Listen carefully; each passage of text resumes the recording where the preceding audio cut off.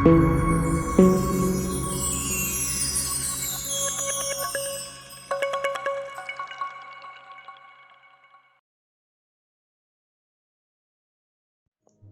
दोस्तों, आज हम बात करेंगे चंद्र ग्रह और उससे संबंधित रत्न मोती की। चंद्र असल में एक ग्रह ना होकर पृथ्वी का एक उपग्रह है जो पृथ्वी की निरंतर परिक्रमा कर रहा है। कुल 27 दिनों में चंद्र पृथ्वी का एक चक्र पूरा कर लेता है। एक मिथिहासक कथा के अनुसार सागर मंथन में जो 14 रत्न प्राप्त किए गए उनमें चंद्र भी एक था, जिसे शिवजी महाराज ने अपने सर पर धारण कर लिया था। चंद्र का विवाह राजा दक्ष की 27 पुत्रियों के साथ हुआ, जिन्हें हम आज 27 नक्षत्रों के रूप में जानते हैं, जैसे अश्विनी, भरणी, कृतिका, रोहिणी, स्वाति और रेवती आदि। चंद्र की पत्नी रोहिणी से एक पुत्र प्राप्त हुआ, जिसे बुध ग्रह का नाम दिया गया। हमारी पूरी ज्योतिष विद्या चंद्र और नक्षत्रों से ही शुरू होती है। चंद्र के द्वारा ही जातक की राशि ज्ञात की जाती है। चंद्र मन, मानसिक स्थिति, भावनाएं, माता, मनोबल, तरल पदार्थ, यात्रा, सुख शांति, धन संपत्ति, रक्त, बाईं आंख और चेस्ट का कारक ग्रह है। कर्क राशि का स्वामी ग्रह भी चंद्र ही है। चंद्र का आकार छोटा है पर इसकी गति सबसे तेज है। चंद्रमा के गोचर की अवधि सबसे कम है, इसीलिए हम दैनिक भविष्य फल चंद्रमा के गोचर से ही तय करते हैं।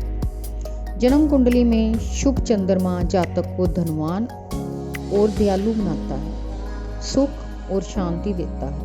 अगर कुंडली में चंद्र अपने दुश्मन ग्रहों राहु, केतु और शनि के साथ आ जाए या इन ग्रहों की दृष्टि पड़ जाए तो चंद्र अशुभ माना जाता है और ऐसा चंद्र जातक को मानसिक रोगों का शिकार बना सकता है।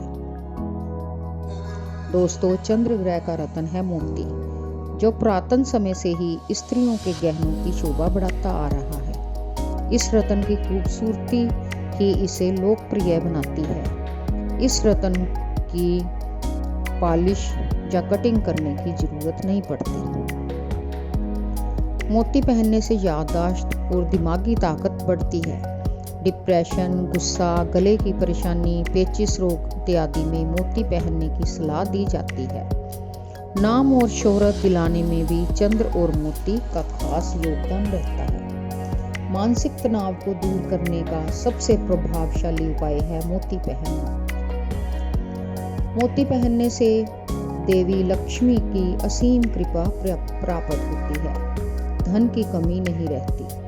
छोटे बच्चों के जीवन में भी मोती का प्रभाव पड़ता है। नवजात शिशुओं का शुरुआती जीवन उनकी कुंडली में शुभ या अशुभ चंद्र पर ही निर्भर होता है।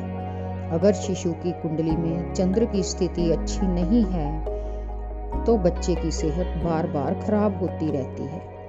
इसी के चलते ही शिशुओं के गले में चांदी का चंद्रमा और मोती का लाकट पहनाया जाता है। दोस्तों, मोती रत्न प्राकृतिक तौर पर समुद्री जीवों में उनकी हड्डियों और मांस मज्जा से ही निर्मित हो जाता है, जो सिप्पियों से बाहर निकाल लिया जाता है। यह सफेद रंग के अलावा क्रीम, पीला या काला भी हो सकता है। यह प्राकृतिक रत्न बहुत दुर्लभ मिलते हैं, तो इसकी कीमत भी हजारों रुपए कैरेट से शुरू होकर लाखों रुपए कैरेट तक जाती है। अब आप सोच रहे होंगे कि मोतियों से तो बाजार भरे पड़े हैं, जहां सुच्चा मोती बोलकर आपको सुनारों की दुकानों से लेकर मनियारी की दुकानों में भी सुच्चे मोती के हार आसानी से मिल जाते हैं। तो दोस्तों, ये सब कल्चर्ड मोती हैं, जिनकी खेती आज बड़े पैमाने पर बहुत से देशों में की जा रही है। इस प्रकार की खेती करने वाला सबसे बड़ा मुल्क चीन है, जहां 13वीं सदी से ही मोतियों की काश्त हो रही है। दूसरे नंबर पर जापान का नाम आता है और अब हमारे देश भारत में भी मोतियों की खेती का काम जोरों शोरों से चल रहा है।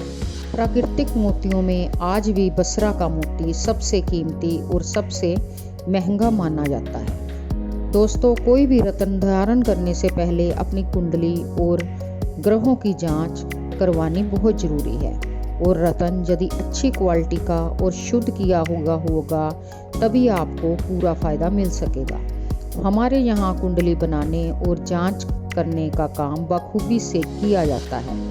अगर आप भी हमारी सेवाएं लेना चाहते हैं और अच्छे रत्न वाजिब कीमत पर प्राप्त करना चाहते हैं तो अभी डायल करें 7696000781। तो मिलते हैं अपनी नेक्स्ट वीडियो में।